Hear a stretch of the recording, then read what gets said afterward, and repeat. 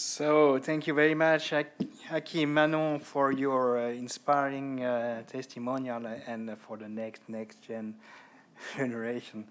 Now, I would like to welcome with me Mrs. Chloé Carrière, aerospace engineer, entrepreneur, member of the Swiss With Who, and former Swiss With Who NEXTGEN nominee, and Mrs. Jennifer Bloomer, final year students at THL, who are the two Master of Ceremony tonight. I wish you a wonderful evening, and the stage is yours.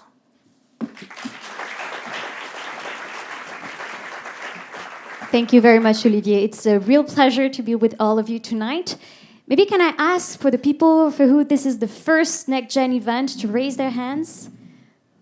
All right, quite a lot of people. Well, I hope this night is a game changer for all of you. It was for me, as Olivier mentioned, I was lucky enough to be nominated for the first edition in 2022, and it's really a privilege to be able to moderate this evening today. So usually I wear a shiny spacesuit, as you can see behind. I have decided not to wear one tonight. The reason is I'm partnering with Jennifer here from EHL, so we decided to pair the dress code. And I've heard this is the dress code for EHL, correct? Would a spacesuit be okay, or? Okay, we can talk later on that. Without any further ado, we will welcome on stage the 5 nominees for tonight. Please give them a round of applause.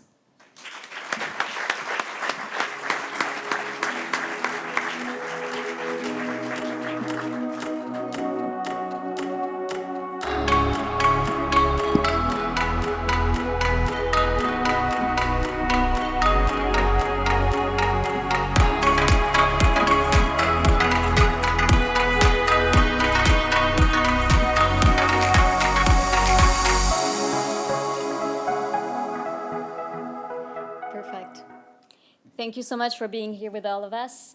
So we'll start with the first part of the event, which is a questions in the box. This means the nominees have 3 minutes to answer as much questions as they can by sitting in front of this seat, questions selected by the audience, also by ourselves, and as well on the topic that they were selected to, so be it adaptability, personal fulfillment, or entrepreneurship. And we'll start already with our first nominee, Wiktor Bourée. Wiktor, please sit on stage. So, Wiktor, you are a rare breed of an inventor and entrepreneur whose vision redefines what's possible in smart infrastructure. You founded Technis at just 23, and you are transforming intelligent flooring into a global venture powered by AI. You graduated from ETH Zurich, from Harvard University, and you are a Forbes 30 under 30 honoree. You are bridging the gap between science and impact, and thank you for being with us tonight. Thank you. So remember, you have 3 minutes, and it starts now. The first question, Wiktor, is to what extent can we lose and win at the same time? 3 minutes and counting, Wiktor, this is now. I know. I think it's a journey. So every single day, every single week, you should lose, you should win. I think it's a question of having the big win, the big success. And I think losing is part of the winning part. Every time we lose, we hear a lot about conferences about how it's bad to like échec or losing things. But it's part of the job, I think, in sports, in any single journey of a company, of a venture. It's okay to lose, but then it's about speed and to make sure you win again in the next week. Then moving on to the second question, do you believe tech can bridge the gap between capitalism and social impact? Yes. I strongly believe tech can have a strong impact, for sure, social impact over the world. Can only tech bridge the gap? No. I think people, human objectives of what we should do in the world should be clear. But it's not only tech; it's part of the human and the objective of it in the next 50 years on what we want to achieve. Then the third question, what means for you adaptability? I think it was a bit prepared, but there's this Chinese word. I lived in China for a couple of moments. And then there's this Chinese word called Wei Zhi. It's the crisis name, and there are two characters, and one is about risk and the other is about opportunity. And I think it's again about losing and winning, but in every single crisis, in every single day, you have many challenges, personal, professional challenges, and then so the idea is to take every single day like a challenge and see the opportunity behind it every single day, trying to respect the time. Perfect. Then we're moving on to the last question. If I say the real luxury is having the choice, what does that sentence mean to you? I think it's my sentence because I told you this one. Maybe.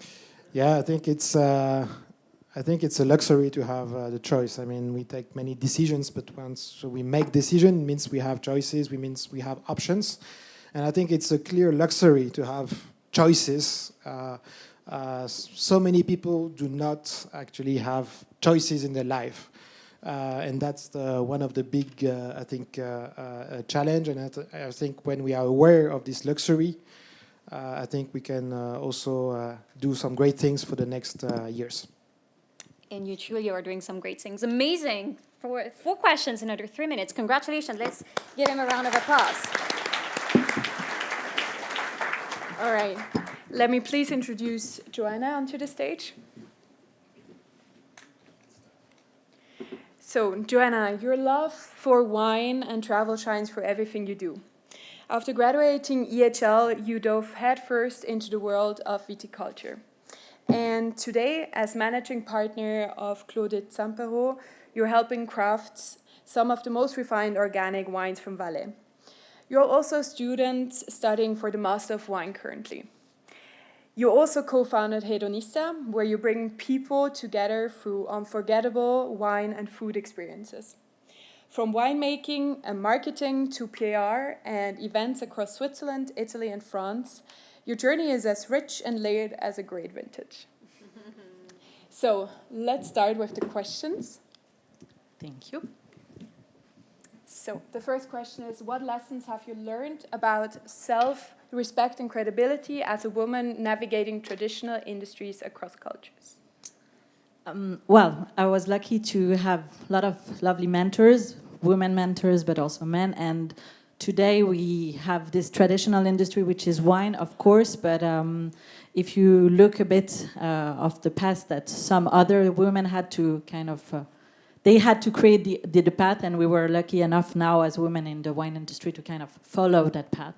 So that's quite nice. But I think you have to, when you're a woman in a male industry at the beginning, even if there are lovely women now, and sometimes we almost take more credit than men just because we're women, because there is kind of a trend. If you do wine, you're a woman, you're doing organic, because it's all the things you want to hear about in the media nowadays. But the thing is, to get there, you have to work sometimes twice to get the respect, to get the credibility. But once you did your path in that, then you kind of get even more credit from your peers in the industry. So that's why you need to go in different culture. So the second question, you've built a life around passion and intuition. How do you find fulfillment in a world that often values routine and structure? Personal fulfillment depends on any of you. You have, I have my own definition, and for me, it's like having having my life built around my kind of core values and having this kind of inner balance with my choice. So, if I work in something which is my passion, then I don't work, and I really can follow the gut. I liked what Wiktor said about having the luxury of choice. So we have the luxury of choice, and we can follow our intuition to kind of take the project mandates where we are connected to with who we are, and finding really like the key things that fulfill us between friends, family, job, and then it's a very balanced and lovely. Then you don't need any routine and structure if you do it in the right way for yourself. Let's try another question. So what means for you personal fulfillment? I think I think that's with your the same thing. So your business blends education, production, and pleasure. How do you maintain balance and stay true to your values? Well, by choosing what feels right, and if you have something that you're fine with it, even if it's not the kind of traditional path. So you said routine and structure. I like to be structured, but at the end of the day, when you work in viticulture with nature, there is not a single day the same, not a single year vintage. Every year you start from blank, using the weather and so on. So you have to enjoy having all of that to stay with your bed. Thank you so much. Let's have a round of applause for Johanna.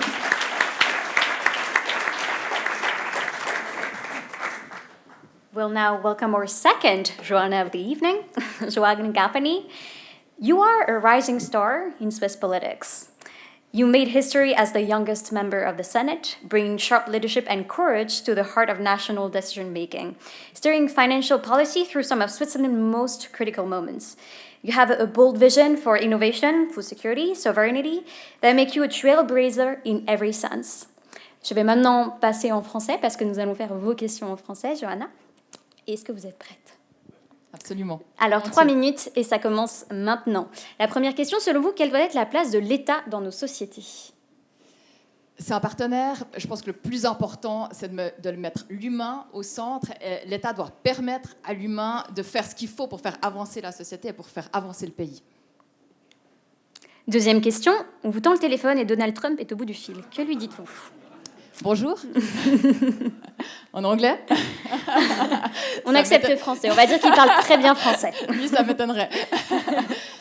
Je pense que je parlerai de son pays. J'aime beaucoup les États-Unis. Je le connais. Enfin, je voyage souvent aux États-Unis et on a eu beaucoup finalement de présidents qui étaient surprenants. C'en est un. Il est très surprenant pour la Suisse, il est très déstabilisant, mais c'est aussi une opportunité pour la Suisse et pour l'Europe de se renforcer. Et je pense qu'il y a quelque chose à faire avec Donald Trump, comme il y a quelque chose à faire avec tous les présidents quand on est suisse.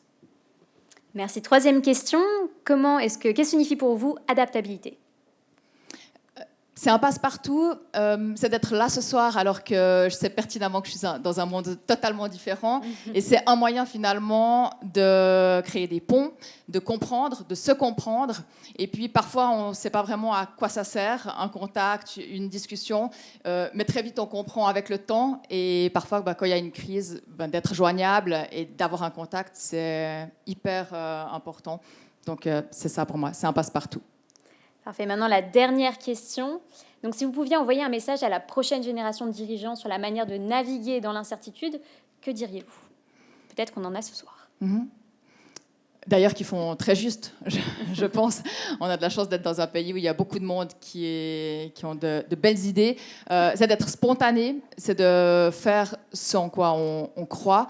Et parfois, il y a des choses qui ne semblent pas totalement logiques ou pas tellement dans le bon moment. Et pourtant, c'est ces choses-là qui deviennent les meilleures. Donc, il faut y aller. Il faut foncer. Parfait, vous avez fini en avance. Bravo. Je donne au prochain. Parfait, merci beaucoup.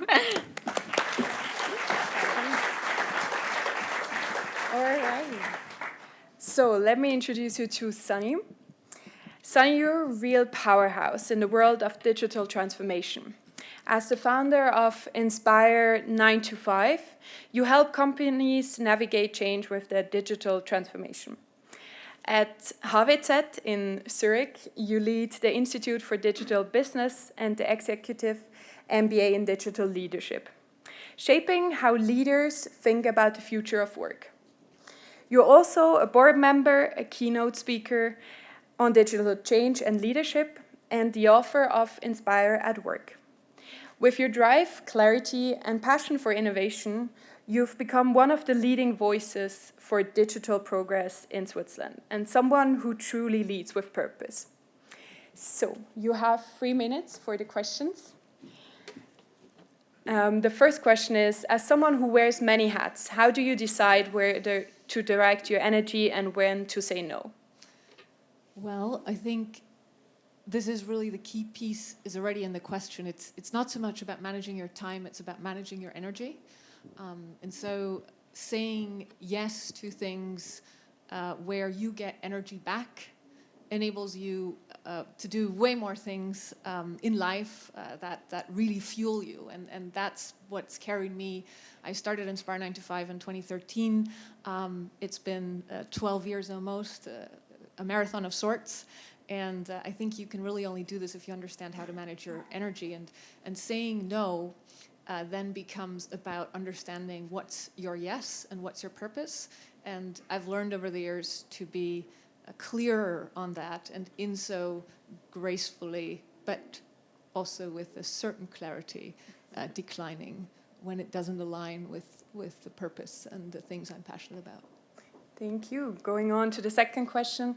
You once said, every problem is an opportunity. What's a problem you faced that completely reframed your entrepreneurship vision? Sorry. So 2 years into starting Inspire 9 to 5, we realized when it comes to employee engagement, many companies use Gallup. Gallup's a survey. One of the questions that's actually the biggest determinant of engagement is, do you have a best friend at work? Organizations that tend to have many people saying they have a best friend at work, meaning lots of social connectivity, tend to do better. And the thing that I then asked myself is, how do we help organizations increase their social connectivity? And that was a problem I was seeing again and again as a consultant. And so we came up with a solution and software that's called Lunch Lottery. And today, Lunch Lottery, fast forward 7 years, is connecting across organizations, thousands and thousands of people every month, be this at Lindt, the chocolate maker, or at Takeda and Leo Pharmaceuticals in the pharmaceutical industry. So I think it's very much about understanding, seeing a problem, and then recognizing that a problem really is an invitation to find a solution. And again and again, then seizing that opportunity and making the most of it. Do you think we managed? We'll see. What bring it means on. for you entrepreneurship? Running a marathon without quite knowing where the final destination is. Amazing. Thank you very, very much. As an entrepreneur, how do you identify and seize opportunities in rapidly changing digital landscape? Well, it was already said by our speaker today, Manon, the first step, dare to take the first step, because that's really what's going to make you seize an opportunity in the first place. Perfect. Thank you very, very much. A round of applause.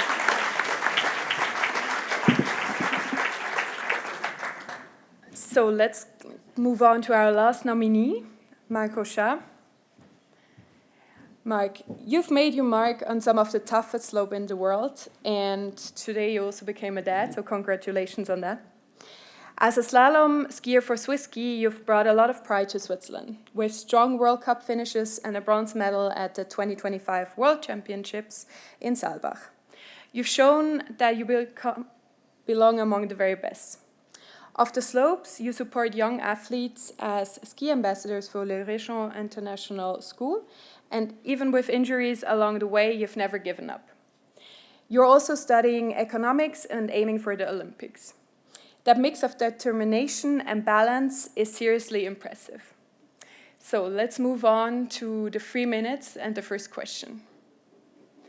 Can you share a moment where overcoming failure taught you something more valuable than winning ever could?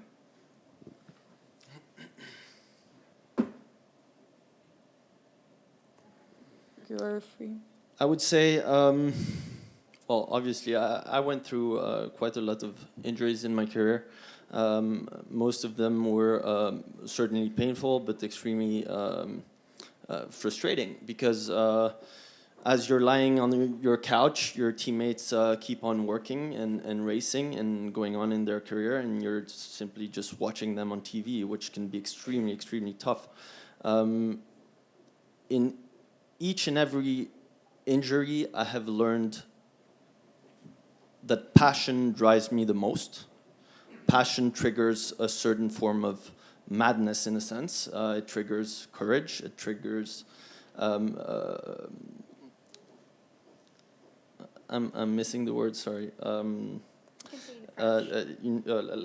You can also say it in French, I think. Anyways, sorry, I need to move on. Of course, we can also go to the second question. Thank you. So, what does success mean to you when your journey includes both achievements and setbacks like injuries? It means everything. It means that the work that you've put in all these years weren't in vain. It means that all the tears and blood that was shed, all the hard work, the 25 years sacrificed for my sport wasn't in vain, and that's everything to me. So the third question. What means for you personal fulfillment? I told you guys. To me, it's the journey. It's the quest to the unreachable perfection. And again, this is triggered by passion. What drives me every day to wake up and go and train every day alone in a gym. Passion drives me to do it. So being able to do it and to live my passion. Is what fulfillment means to me. It's being able to live this dream, this childhood dream every day, every single day. Beautifully said. So what does personal fulfillment look like off the slopes as you prepare for a post-athletic career in economics? Well, first of all, being a father, I guess. That's certainly an important step in my life. Wiktor talked about having the choice, and is there a moment where? Ooh. So sorry to interrupt you. It's fine. It's fine. But a big round of applause for Marc Rochat. Thank you so much.